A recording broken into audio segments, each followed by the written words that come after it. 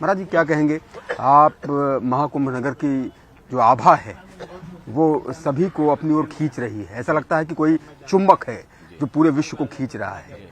क्या कहना चाहेंगे महाकुंभ नगर की व्यवस्थाओं को लेकर के, महाकुंभ नगर को लेकर के, और जो देश के कोने कोने से, विश्व के कोने कोने से आ रहे हैं श्रद्धालु, उनके लिए? तपोनदी पंचायती अखाड़ा श्री निरंजनी में आपका स्वागत है। अभी अभी आपने हमारे जो सचिव हैं, अखाड़ा परिषद के अध्यक्ष हैं नरेंद्र पुरी जी, उनसे आपने बात करी है और उन्होंने आपको सारी डिटेल में बताया। देखो, माघ मकर रवि गति जब हुए, तीर्थपति आए सबको।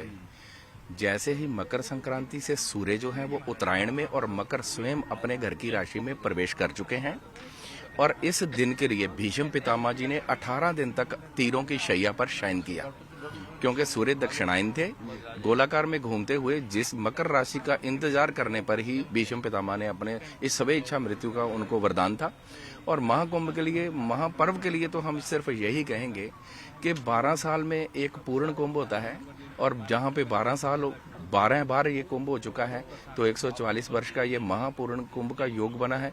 और इस योग के लिए हम तो यही कहेंगे कि आप आध्यात्मिक रूप से, मानसिक रूप से, हमारे यशस्वी मुख्यमंत्री योगी आदित्यनाथ जी ने, हमारे यशस्वी प्रधानमंत्री नरेंद्र भाई मोदी जी ने डिजिटल कुंभ का जो शुरुआत करी है, उससे पूरे विश्व के कोने कोने में वासुदेव कुटुंबकम का जो संदेश गया है, मैं यही कहूंगा कि ये कुंभ अमृत कुंभ है, अमृत स्नान है। अमृत का मतलब ये है कि जब ब्रह्मा जी के कमंडल से निकलती हुई गंगा जी भगवान विष्णु के चरणों को धोती हुई शिव की जटाओं से होकर के सुमेरु पर्वत पर गिर करके त्रिपद गामिनी होकर के बही है, तो ऊपर आकाश में मंदाकिनी, नीचे गंगा, पाताल में। तो एक टाइम पर देव, मानव और दानव उस प्लेनेट के उस योग में स्नान करते हैं। दूसरी बात, हमारे यहाँ पर ये कहा गया है कि 33 करोड़ देवी देव, 33 करोड़ नहीं है, 33 कोटि, 33 तरह के देवी देव हैं। और ये प्रयाग का ही प्रभाव है, जिसको तुलसीदास जी कहते हैं कि कह ना सकूं प्रयाग प्रभाव। इसका प्रभाव शब्दों में वर्णित नहीं हो सकता। इस अनुभूति को हम ओरिएंटेशन में और अपने उसमें नहीं दे सकते हैं, शब्दों में नहीं बता सकते हैं, क्योंकि आज शुरू से ये चला आ रहा है कि तीर्थ जो प्रयाग जो है वो तीर्थों का राजा है। तो पूरे 1 महीने तक सारे तीर्थ जो है प्रयाग में वास कर रहे हैं, तो कहीं और जाने की जरूरत नहीं है। प्रयाग के तीर्थ में हम आएंगे, त्रिवेणी माधव के दर्शन करेंगे, त्रिवेणी संगम में स्नान करेंगे। और कहते हैं कि अगर 1000 वाजपेयी यज्ञ करो, 1 लाख जो है वो राजसु यज्ञ करो, और उसके बराबर 1 लाख आप धरती की परिक्रमा लो, उसके बराबर सिर्फ प्रयाग के कुंभ में एक डुबकी लगाने से हमें पुण्य अर्जित होता है। तो हम ये कहेंगे कि शुरू से महात्माओं का एक ही रहा है कि सर्वे भवन्तु सुखिनः, सर्वे सन्तु निरामया, सर्वे भद्राणि पश्यन्तु, मा कश्चित् दुख भाग् भवेत्। अच्छा महाराज जी, हठ योग को लेकर क्या कहेंगे? हठ योगी का जो संकल्प होता है वो अद्भुत होता है जी।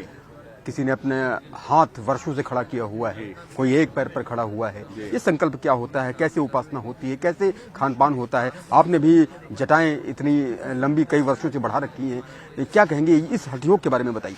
देखिए, एक बात बताऊं आपको, योग का मतलब है आत्मा का परमात्मा से योग हो जाना, मिल जाना। हम है जीवात्मा, वो है परमात्मा, और परमात्मा को जीवात्मा से मिलाने वाला है महात्मा। और अगर आप हठ योग की बात करते हो तो योग के अष्टांग अंग हैं, यम, नियम, आहार, प्रत्याहार, ध्यान, धारणा, समाधि। ये 8 अंग हैं योग के। उसी में सहज योग भी आता है और हठ योग भी आता है। और आपने अभी एक प्रश्न में शुरुआत में बोला कि संकल्प क्या है, तो देखिए, वो संकल्प वो है कि आप कहीं पर ईमेल कर रहे हैं और आपने ईमेल का एड्रेस सही नहीं डाला, या ईमेल के एड्रेस में एक डॉट भी छूट गया, तो आपकी मेल जो है वो डिलीवर नहीं होगी। तो ये संकल्प वो है जिसको हम साक्षी मान करके जब अपना तारतम्य आत्मा का परमात्मा से जोड़ते हैं, तो हमारी जो प्रार्थना, हमारी उपासना, हमारा यज्ञ, हमारा हवन, हमारा किया हुआ कर्म कांड जो है वो भगवान तक पहुंचता है। तो और वासुदेव कुटुंबकम पूरे विश्व को ये सनातन की ही धरोहर है कि पूरा विश्व बिना संकल्प के अगर पूजा करेगा तो पूजा नहीं होगी। और विश्व के किसी भी कोने में, चाहे आप इंग्लैंड बैठे हो, अमेरिका बैठे हो, कनाडा बैठे हो, यूरोप बैठे हो, संकल्प आपको संस्कृत का, हमारे वेदों का ही लेना पड़ेगा। ओम विष्णु विष्णु विष्णु वर्तमान से श्वेतरा कल्पे वैवस्व मनमंत्रे, पूरा का पूरा संकल्प जो है हमारा ही पढ़ा जाएगा, उसकी भाषा भले कोई भी हो। तो पूरे विश्व को जो ये हमारा आप हठ योग से जोड़ रहे हैं, ये अपना अपना भाव है, ये प्रेरणा मिलती है भगवान की तरफ से। जब हम सन्यास में प्रशस्त हुए और हम अपने घर से सन्यासी बनने के लिए तो नहीं आए थे। अभी 4 तारीख को ही मेरी यज्ञ के ऊपर पीएचडी हुई है, वर्चुअल मेरे को डिग्री मिली है। ये निरंजनी अखाड़ा एक ऐसा है जहाँ पे आपको well educated engineer, doctor, doctorate किए हुए महात्मा मिलेंगे। तो हम अपनी इच्छा से सन्यास में नहीं जा सकते हैं, ये भगवान की इच्छा, महती कृपा हम पे हुई तो हम सन्यास में जो है वो प्रशस्त हुए। ये भगवान ने हमारी डेस्टिनी फिट करके पहले ही पूरा प्रारब्ध हमारा बना करके हमें धराधाम पर भेजा है।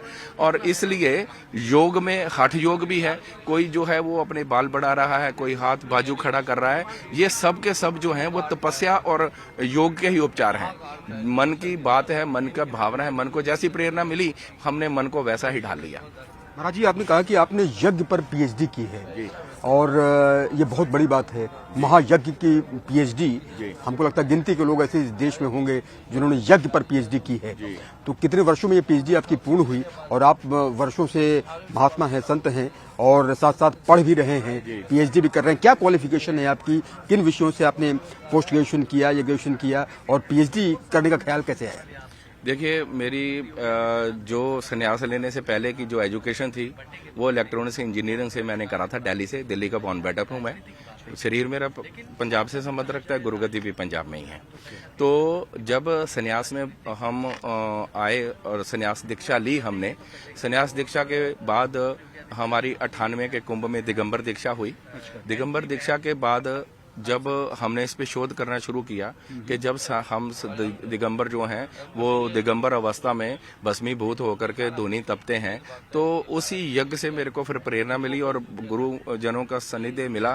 तो तब पता चला कि भगवान श्री कृष्ण जो हैं वो अर्जुन को कहते हैं अनादि भवंती भूतानि पर्जन्यो अनुसंभवा यज्ञादि भवंतो पर्जन्यो यज्ञ कर्म समुद्भवा, कि ये जो पंच भौतिक शरीर है ये अनादि भवंती भूतानि, ये हम इसको भूत कहते हैं।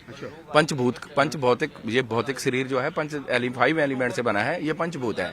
तो इसको सबसे ज्यादा आवश्यकता किसकी है? जल और भोजन की।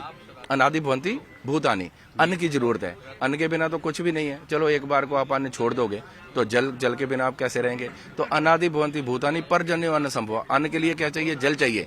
और अनादि भवंती भूतानि पर्जन्यो अन्न संभव यज्ञादि भवंती पर्जन्यो, पर्जन्यो कहते हैं बारिश को। अगर बारिश नहीं होगी तो फिर अन्न और जल कहाँ से मिलेगा? इसलिए हे अर्जुन, यज्ञ कर्म करने चाहिए। तो उसी से प्रेरणा लेकर के हमने नाना प्रकार के जो हमारे मंत्र हैं, अलग अलग प्रकार के जो हमारे यज्ञ के विधान हैं, उसी में आगे बढ़ते हमने वास्तु, ज्योतिष, न्यूमरोलॉजी और यज्ञ के ऊपर ज्यादा शोध रहा। और नित्य प्रति हम जब अपने स्थान पे होते हैं, धुने पे होते हैं, तो सुबह या शाम को हम 2.5 घंटे का यज्ञ जरूर करते हैं। और दिवाली की पूरी रात्रि हम यज्ञ करते हैं। जी, दिवाली की पूरी रात्रि आप यज्ञ करते हैं। यज्ञ पर आपने पीएचडी की है, यज्ञ पर शोध किया है। क्या पाया आपने शोध में? यज्ञ के क्या परिणाम होते हैं, क्या सुखद परिणाम होते हैं वातावरण को ठीक करने के लिए और तमाम अन्य बाधाओं को दूर करने के लिए? यज्ञ एक बहुत बड़ा संस्कार है। देखिए, यज्ञ से एक तरफ जहाँ जितना एटमॉस्फेयर क्लियर होता है उतनी हमारी आत्मा की शुद्धि भी होती है।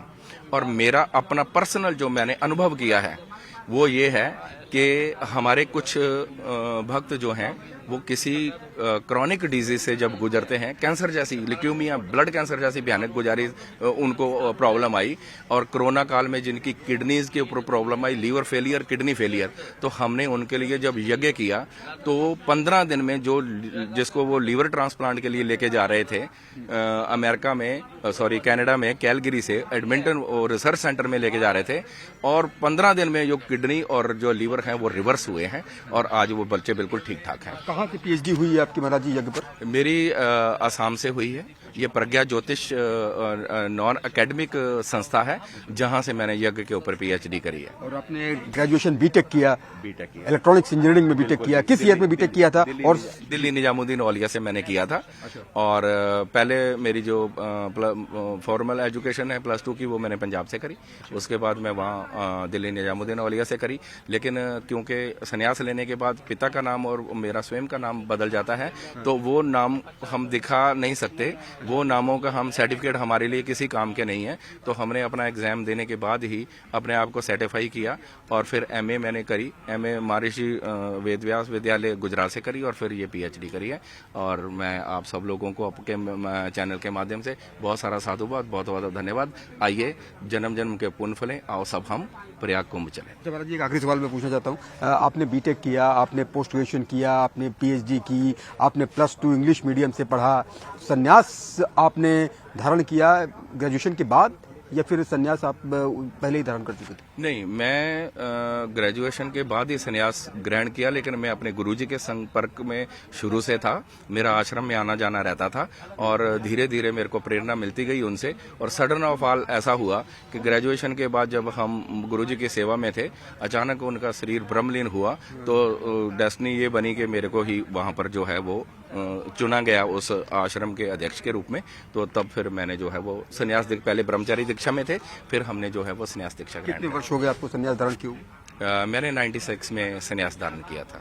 कुंभ की महिमा निराली है। अभी आईआईटी से ग्रेजुएट संत बने हैं और आपने पीएचडी कर रखी है, पीएचडी करने यज्ञ पर पीएचडी की है, पोस्ट ग्रेजुएशन किया है, तो कुंभ में एक से एक ज्ञानी है।